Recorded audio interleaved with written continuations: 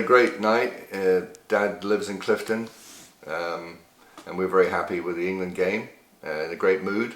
And we went downstairs to get an Uber, which we'd ordered on our phone, to go back to where we were staying with my brother Keith. And we were waiting at the corner of the mall, where the mall pub is in Clifton Village, waiting for our car to arrive anxiously because it took a while. And while we were waiting, two males carrying a suitcase together. One male was on one end of the suitcase and one male was on the other, and they were carrying it very difficultly across the road towards us, struggling with it. It was that heavy, and these were two fairly young people, 25 to 35. The black male had short hair, medium build, and the white male about the same, blondish hair, brownish hair. And they were carrying this big sort of trunk, almost like a trunk, together.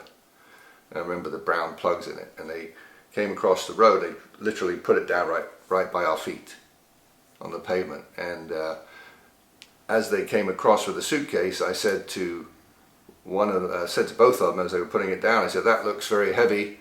What have you got in there? A body?" Jokingly, as you would do. And they didn't say anything.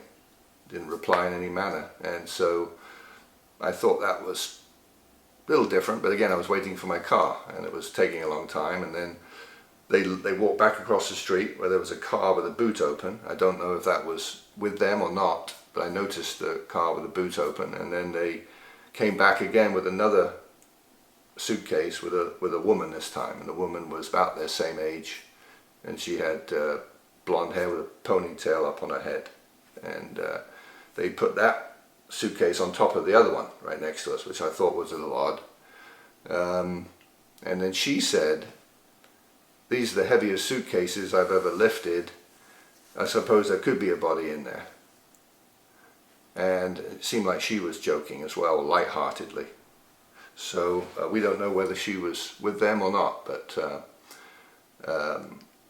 when our Uber arrived, it was a big vehicle, a big van, interestingly, just by accident, and they wanted to get in our vehicle, and I said no, it's ours, because I had the registration on my phone, and I showed it to them, and so they backed off and opened the door, and we got in and we left, and that was about probably close to 11 at that point. Okay. And your reaction the following day when you tried to go to golf over at Ashton Court, and you couldn't get over the bridge because there was a police cordon there, what was your reaction when you actually found out what you potentially could have witnessed? Well, we were driving to take Dad to Pitch and Putt over in Long Ashton, and we were going to go across the bridge from Dad's, which is only 800 feet from the bridge, and the bridge was closed with police there, and I said, "Oh, look, the bridge is closed, we're going to have to go around." And Dad said, "Oh, it must be closed because of national news. You know, there were some bodies found in 2 suitcases on the bridge." And so my wife and I, we stopped the car, and we were just processing the situation. And we said, "I don't suppose you think it's those people we saw last night with the suitcases?" And Dad said, "You better go talk to the police." So that's what we did.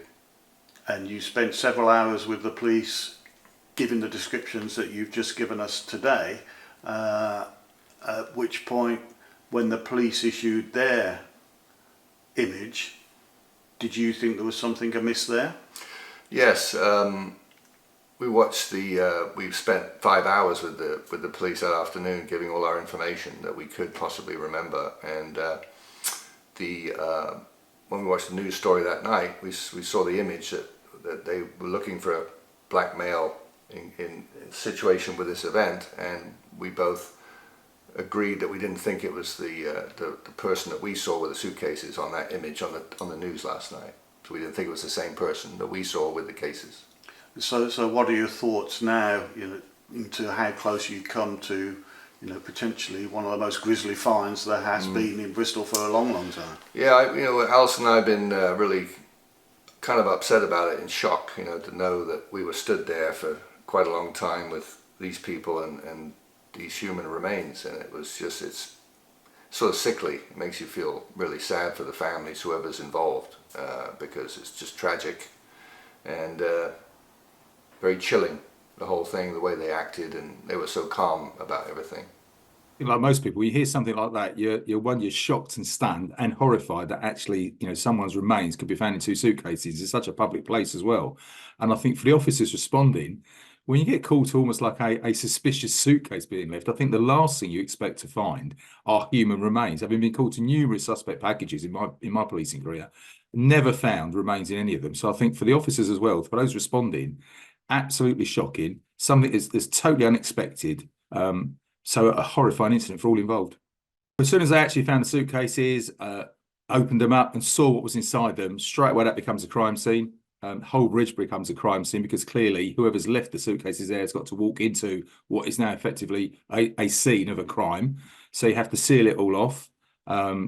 Detectives, investigators will be notified. They'll come out. They'll start that, and it's referred to as the golden hour within policing. But at that initial period of time, it's not literally 60 minutes.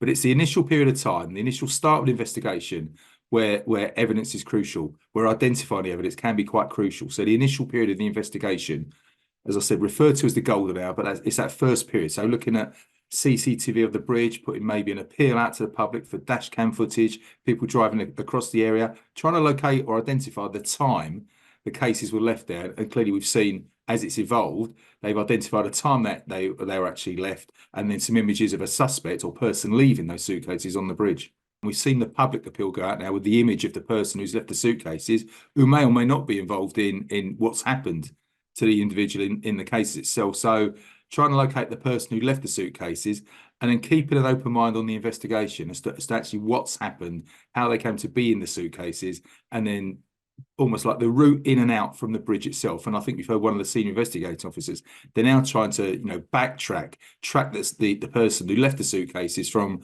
how they got onto the bridge, where they've walked to, and if they got into a vehicle or got into a cab or jumped onto public transport. So it all becomes relevant. The public appeal is relevant to almost like jog people's memory, to give them a date and a time that these cases were left. So were you on the bridge? Were you driving in that area at all? Because that individual could have gone some distance from the bridge and then got into or onto a vehicle. If you're driving across the bridge and you see someone just put down a suitcase, it doesn't strike you as outwardly suspicious.